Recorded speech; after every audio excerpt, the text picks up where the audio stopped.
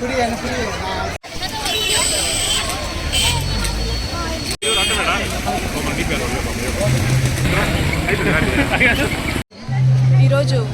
ప్రపంచ AIDS day సందర్భంగా మన గవర్నమెంట్ హాస్పిటల్లో డిహెచ్ఓ వారి ఆధ్వర్యంలో ర్యాలీ కూడా చేపట్టడం జరుగుతుంది. ముందు రోజులతో కంపేర్ చేస్తే చాలా వరకు కూడా కేసెస్ని తగ్గించాము. ముఖ్యంగా కూడా దీంట్లో అవగాహన ఇంకా కూడా మారుమూల ప్రాంతాల్లో కొన్ని చోట్ల అవగాహన లోపం వల్ల ఎలాంటి జాగ్రత్తలు తీసుకోవాలి ఎయిడ్స్ రాకుండా అనే విషయాలు ఇంకా తెలియకుండా కేసెస్ వస్తున్నాయి. కానీ ఆల్మోస్ట్ ముందున్న వాటితో పోలిస్తే ఇప్పుడు తక్కువగానే ఉన్నాయి. ముఖ్యంగా ప్రెగ్నెంట్ లేడీస్ ఎవరైతే ఉన్నారో వాళ్ళు ఎప్పుడైతే గర్భం దాల్చిన వెంటనే వాళ్ళు ఈ టెస్టులు కూడా చేసుకుంటే హెచ్ఐవి టెస్టులు అవన్నీ కూడా వాళ్ళ నుంచి వాళ్ళ బిడ్డలకి రాకుండా చాలా వరకు కంట్రోల్ చేయగలం. కంపేర్ టు అదర్స్లో ప్రెగ్నెంట్ తీసుకుంటే చాలా వరకు కంట్రోల్ చేయొచ్చు.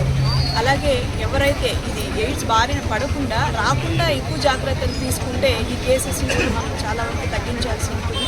కాబట్టి ఇక్కడ ఎవరైతే డిఎంహెచ్ఓ గారికి కూడా మేము చేసే ఒక రిక్వెస్ట్ ఏమంటే మారుమూల ప్రాంతాల్లో అంటే అక్కడికి కనీసం హాస్పిటల్ సౌకర్యాలు కూడా లేని ప్రాంతాలు ఉంటాయి. అలాంటి చోట్ల ఈ హెల్త్ డ్రైవ్ లాగా పెట్టి అక్కడ వారికి అవగాహన కల్పిస్తే చాలా వరకు కేసెస్ని కూడా మనం కంట్రోల్ చేయొచ్చు. ఆల్మోస్ట్ ఎవరికైతే ఈ ఎయిడ్స్ ఒక సింటమ్స్ కనిపిస్తాయి వెంటనే వచ్చి వాటిని టెస్ట్ చేసుకుంటే వాటిని కూడా చాలా వరకు కంట్రోల్ చేసే జాగ్రత్తలు తీసుకోవడం మంచిదని చేస్తూ మరొకసారి ప్రజలందరూ కూడా ఈ ఎయిడ్స్ మహమ్మారి నుంచి మనమందరూ సేఫ్గా ఉండాలంటే రాకుండా మనం ఎంతగా నివారించుకోగలం ముందు జాగ్రత్తలు తీసుకోవడమే బెస్ట్ అని కూడా. అందరికీ నమస్కారం. ఈరోజు మనము ప్రపంచ ఎయిడ్స్ దినోత్సవాన్ని జరుపుకుంటూ ఉన్నాము. దీని ముఖ్య ఉద్దేశం ఏమంటే అందరూ కూడా ప్రజలందరికీ హెచ్ఐవి అంటే ఏంటి, ఎయిడ్స్ అంటే ఏంటి అనే దాని మీద ఇది ఎలా వ్యాప్తి చెందుతుంది, దీన్ని ఎలా ప్రివెంట్ చేసుకోవాలి, ట్రీట్మెంట్ అనేది ఎలా ఉంటుంది, మన హాస్పిటల్స్లో ఏమేమి సర్వీసెస్ ఇస్తూ ఉన్నాము అనే విధంగా అందరికీ అవగాహన కల్పించడం కోసం ఈరోజు మనము వరల్డ్ ఎయిడ్స్ డే అనేది జరుపుకుంటూ ఉన్నాము. మీ అందరికీ తెలుసు మన ప్రపంచవ్యాప్తంగా 42 మిలియన్ల మంది హెచ్ఐవితో చనిపోయారు. అదేవిధంగా 39 మిలియన్ల మంది ఇప్పటికీ హెచ్ఐవితో సఫర్ అవుతూ ఉన్నారు. ప్రతి సంవత్సరానికి 1,00,000 పైగా కొత్త కేసులు అనేవి రికార్డ్ అవుతూ ఉన్నాయి. కాబట్టి ప్రపంచ వరల్డ్ హెల్త్ ఆర్గనైజేషన్ అనేది ఈ ప్రోగ్రామ్ని స్టార్ట్ చేశారు. సో దీని ముఖ్య ఉద్దేశంలో ప్రతి ఒక్కరూ కూడా హెచ్ఐవి టెస్టింగ్ అనేది చేసుకోవాలి. 95% of the HIV positive people వాళ్ళకి వాళ్ళ స్టేటస్ అనేది తెలియాలి. అంటే ఖచ్చితంగా అందరూ కూడా ప్రతి ఒక్కరు కూడా హెచ్ఐవి టెస్టింగ్ అనేది ధైర్యంగా ముందుకు వచ్చి చేయించుకుంటే పాజిటివ్ అనేది తెలిస్తే వాళ్ళకి ఇమ్మీడియట్గా ట్రీట్మెంట్ అనేది స్టార్ట్ చేస్తారు. సో ఏఆర్టీ ట్రీట్మెంట్ అనేది చాలా మంచి ట్రీట్మెంట్ ఉంది. సో ట్రీట్మెంట్ స్టార్ట్ చేసిన వెంటనే ఆ హెచ్ఐవి వైరస్ లోడ్ అనేది మనకి ఒక 6 మంత్స్లోనే 1 lakh ఉండేది 6 మంత్స్లో 1000 కన్నా లెస్ అయిపోతుంది. సో ఈ వైరస్ లోడ్ అనేది తగ్గిపోతే వాళ్ళకి ఏ ఇన్ఫెక్షన్స్ లేకుండా వాళ్ళు హెల్తీగా ఎక్కువ సంవత్సరాలు వాళ్ళు హెల్తీగా బ్రతికే అవకాశాలు ఉంటాయి. కాబట్టి ప్రతి ఒక్కరూ కూడా టెస్టింగ్ అనేది చేసుకోవాలి. చేసుకున్న తర్వాత పాజిటివ్ వచ్చిన వాళ్ళందరూ కూడా ట్రీట్మెంట్ అనేది ఇమ్మీడియట్గా స్టార్ట్ చేసుకోవాలి. ట్రీట్మెంట్ ఇచ్చిన వాళ్ళందరూ కూడా పీరియాడిక్గా టెస్టింగ్ అనేది చేసుకుంటూ వాళ్ళ వైరస్ లోడ్ ఎలా ఉందనేది చూసుకుంటూ ఉండాలి. సో వైరస్ లోడ్ అనేది తక్కువ ఉంటే ఒకరి నుంచి ఒకరికి కూడా ఆ పర్సన్ ట్రాన్స్మిట్ చేయడానికి ఉండదు. రిక్వెస్ట్ చేయడం ఏమంటే ఈ వరల్డ్ ఎయిడ్స్ డే సందర్భంగా ప్రతి ఒక్కరూ కూడా హెల్త్ డిపార్ట్మెంట్ వాళ్ళు, మీడియా వాళ్ళు, ప్రజాప్రతినిధులు అందరూ కూడా ఎన్జిఓస్ అందరూ కూడా మెయిన్గా అవేర్నెస్ అనేది క్రియేట్ చేయాలి. దీని మీద స్టిగ్మా అవసరం లేదు. మేము హెచ్ఐవి పాజిటివ్ అని మాకు తెలిస్తే సమాజంలో మమ్మల్ని చీప్గా చూస్తారని ఎవరు కూడా అనుకోకూడదు. మన హెల్త్ మన రైట్, మనం హెల్తీగా ఉండాలనేది మన వాళ్ళకి మన కాన్షియస్కి రావాలన్నమాట. మెయిన్ థీమ్ ఏమంటే అందరూ కూడా వాళ్ళ ఆరోగ్యాన్ని ఒక రైట్గా హక్కుగా భావించి ప్రతి ఒక్కరు కూడా టెస్ట్ చేయించుకొని ఈ ట్రీట్మెంట్ అనేది స్టార్ట్ చేసుకుంటే ట్రాన్స్మిషన్ అనేది ఉండదు. కాబట్టి 2030 అంతా హెచ్ఐవి ట్రాన్స్మిషన్ అనేది ఉండకూడదు అనేది మన మెయిన్ ఉద్దేశం అనమాట. కాబట్టి అందరికీ కూడా ఎక్కువ హై ప్రయారిటీ గ్రూప్స్ ఉన్నారు, హై రిస్క్ గ్రూప్స్ అని ఉన్నాయి.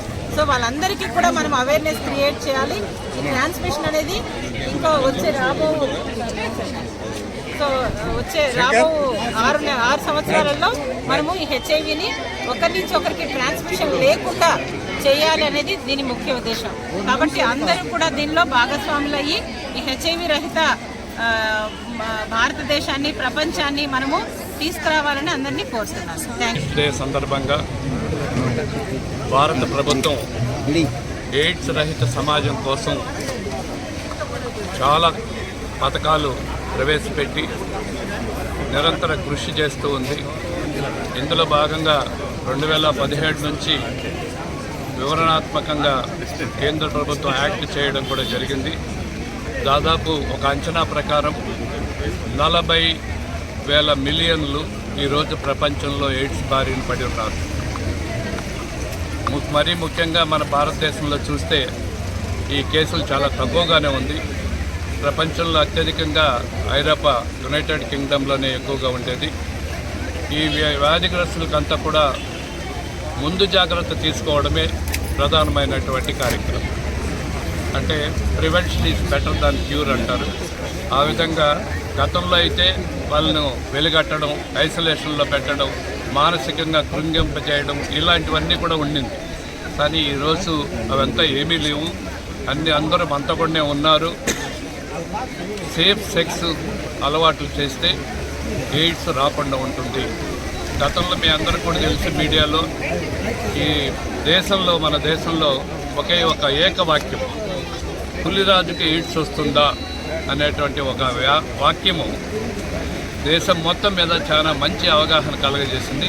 ఆ విధంగా అందరు కూడా ఈ ఎయిడ్స్ వ్యాధి గురించి అవగాహన కలగజేసి మంచి అలవాట్లు, క్రమశిక్షణ, పరివర్తన అనేటువంటిది ప్రజల్లో ఉండే విధంగా చూసుకునేదానికి ఈ అవగాహన కార్యక్రమం. ప్రధానంగా దీని సింబల్ రెడ్ రిబ్బన్. ఈ రెడ్ రిబ్బన్ అనేటువంటిది మంచి ఈ ఎయిడ్స్ వ్యాధి నిరోధకానికి ప్రజల్లో అవగాహన గుర్తు చేసే దానికోసం అని చెప్పి కార్యక్రమం ఈరోజు మన జిల్లా కేంద్రంలో డిఎంహెచ్ఓ గారి ఆధ్వర్యంలో ఈ ర్యాలీ అవగాహన చేపట్టడం, అనేక కార్యక్రమాలు చేయడం, గత 3 రోజుల నుంచి మన పట్టణ పరిధిలో కూడా అనేక కార్యక్రమాలు చేయడం అనేటువంటి జరుగుతూ ఉంది. అందరూ కలిసి ప్రజల భాగస్వామ్యంతో ఎయిడ్స్ రహిత సమాజాన్ని నిర్మిద్దాం, మరొకసారి పునరంకితం అవుతామని చెప్పి కోరుకుంటూ భారత్ మాతాకి.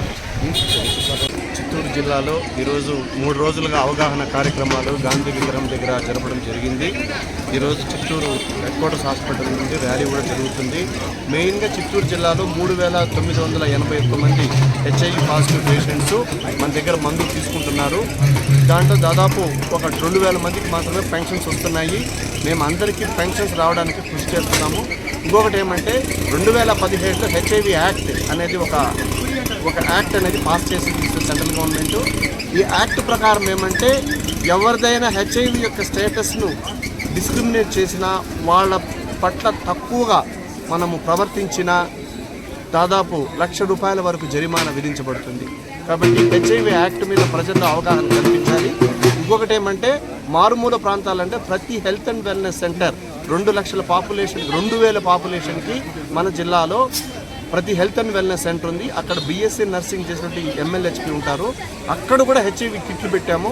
ఒకవేళ అక్కడ కానీ పాజిటివ్ డిక్లేర్ అయ్యిందనుకోండి, నేరుగా పేషెంట్ని నియరెస్ట్ ఐసీటీసీ సెంటర్లో పోయి హెచ్ఐవి ఉందా లేదని కన్ఫర్మ్ చేసుకోవచ్చు.